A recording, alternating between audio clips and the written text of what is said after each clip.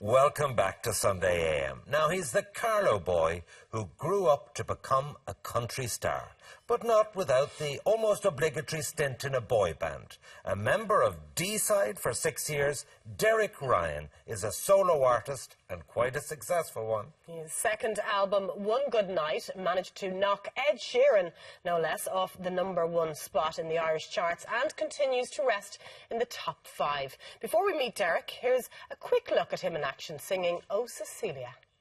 I got up to wash my face. When I come back to bed, someone's taking my place. Oh Cecilia, you're breaking my heart.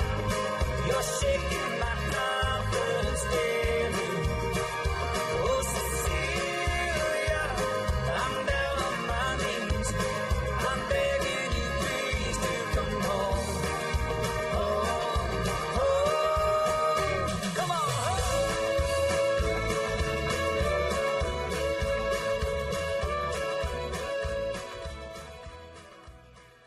Derek Ryan, good morning to you. Good morning. And thank you very much for joining us this problem. morning. It's great to be here. Congratulations on your success so far. Thank you very much. It's been some journey, hasn't it? Yeah, I mean, it's my 6th studio album and my second #1, so it's something I have to pinch myself Well, to. you're doing something right. Yeah. Can we take you back to when you were about 12 years old? Because you say showbiz was always in your DNA. Well, you know, we grew up with a great love of traditional Irish music in our house, and we went to all the flackyolds religiously every year and performed in them as well. And What did you perform at? I played the Bowron and Cayley Drummond, two All-Irelands as well. So yeah, we did a great group of Kyoll, and we had Cayley bands, and it was all great crack, and we used to go to music festivals all over Ireland as well, in Tubbercurry and different places. So when did you start to put the gel in the hair and get all sexed up and all that? You know, I suppose I had to find something to play when I was younger, so I played the Bowron and the Cayley Drummond. But then just on my own, in my bedroom, just took up the guitar and started writing songs, and always had an interest in English and a little bit of poetry and whatever. So, and that was just, I wrote my first song when I was maybe 13 or 14. And then, of course, the opportunity came up to join a boy band when Boyzone and Westlife were really, really flying high, you know. So something I couldn't turn down, and it was a deal with Warner Music in London, you know. So it was a great experience, you know. So, That was D-Side. Yeah. And what was that experience like? Because it was at the height of boy band fame, wasn't it? Yeah, it was, you know, and I suppose in a way looking back we kind of came in a little bit too late. It was getting a bit cooler with the likes of Busted and McFly, and guitars and drums were coming out, you know, so I suppose the age of the boy band was coming to a close for that period anyway. Obviously it's back with a band now, with One Direction and the like, but yeah, it was amazing. I mean, we toured all over Europe really promoting, and Japan as well, and we'd, you know, a few top 10s in the UK, and we performed on Top of the Pops and CD UK, all those big TV shows at the time, you know. And how did you find the shift from that sort of heavy on the choreography and the whole kind of look and so on to being a kind of young Daniel O'Donnell? How did that happen?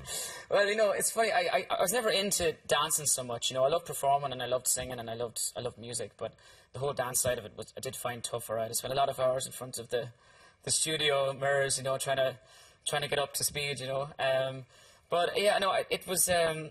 You know, it's all about you know, it sounds like a cliche, but it was all about the music for me. And I suppose now I'm kind of at a point where I decide what I release, and, you know, I'm my own boss. And So you came back from London, and then you sort of really went for the country western. Yeah, lucky enough, when I was in the band, I made a lot of contacts over there and wrote with a lot of the top writers in the world, really, you know, so I learnt a lot. And so then, you know, I kind of, you know, when I started writing myself, I realised it was country I was coming back to all the time, and when I sang country, it was just kind of natural. I was at ease, you know, singing country music, because I've been listening to it from such a young age. Did you not think it was a bit uncool, though, in comparison to where you had been? Yeah, funny enough, you know, at the time, I suppose it wasn't 5-6 years ago, it probably wasn't the coolest thing to be but I grew up with it, and I always loved country. I went to see Garth Brooks when he was in Croke Park, you know, the first time around, you know, and all that, and I was a big fan of all the Irish country music stars, you know, Declan Nerney, John Hogan, Mick Flavin, Big Tom, Daniel, you know, all the guys. So I would have gone to see all those perform, you know. So I was genuinely interested in it, and as I say, grew up with it. So. How do you feel, Derek, when Ivan makes that comparison to Daniel O'Donnell? Well, I mean, you know, Daniel is the ultimate star, really, in Irish country music worldwide. You know, we were toured recently in Australia and the UK as well, and everybody compared me to Daniel. You know, actually, one old woman came up and said, "You're like Daniel on drugs or something." But you know, so well, much better take that looking as a in compliment. fairness. that's a good thing or a bad thing, but anyway, yeah, and Daniel, his longevity, you know, just how long he's been at the top of his game. It's just, you know, I so much admiration for him, and as well, he actually recently recorded some of my songs as well that I wrote. So yeah, we know him pretty well. He's always at the other end of the phone, you know, if you ever need advice. Probably not so much now because he's busy dancing and rehearsing. He's in Strictly, of course. Best of luck to him as well, yeah, so, But country music was a niche, you know, years ago, wasn't it? Then I was going to say it's become mainstream, but actually it's much bigger than that, isn't it? It's huge. Yeah, I think like in Ireland, on the scene, it just a lot of young artists came at once, kind of, you know. So that's why I suppose amongst the younger generations now, it's popular again, you know. But it's always been popular. You know? For an average week, you know, tell me, is it the sort of theatres you play in? Is it dances that you do? What's it like your average Like the week? ones you would have went to, Ivan. Well, I was just, you know Anna's an epic line dancer. So, Oh, really? Oh, epic. But We'll call my boots. no, but you were telling me you perform at G8 club events and that? Yeah, we do. We play a lot of marquees, which are a great crack, you know. And my dad came to one night and said it was reminiscent of the 60s and the dances, you know. And you know, young and old, all generations come to the gigs, really, especially the concerts, you know. We do theatres as well, and we do outdoor festival gigs. So it's quite tough. It's late night. Yeah. You could go on stage at 11:30, and you're living out of a van, really. Well, yeah, I suppose, in a way, you know, I drive myself a lot of the time, you know. I'm lucky enough I try and avoid the lugging of the gear and all that kind of thing. But, yeah, we're really busy. I mean, you know, you could be up to 4 or 5 nights a week, all over the place, and then on tour in the UK as well. And So you're 32 now. What is your big ambition? Like, you've really made it. You've toured down under. What is your big unfulfilled ambition? Well, I suppose, you know, we always, when we were growing up, you know, a gig was a gig, you know, so at whatever level, you know, I'd be gigging in pubs, or I'd be gigging at weddings, or I'd be gigging. Luckily enough, it just took off now this, you know, the last 4 or 5 years, you know.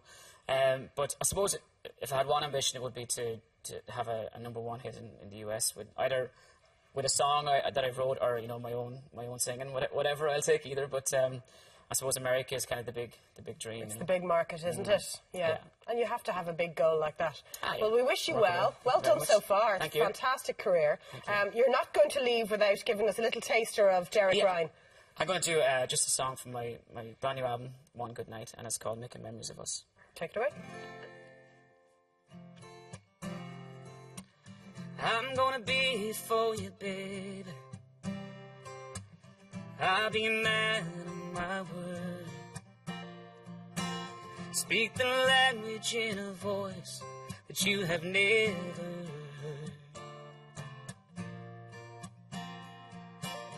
I wanna sleep with you forever. I wanna die in your arms, in a cabin by the meadow where the wild bees swarm. Yes, I do. 'Cause I'm gonna love you like nobody loves you.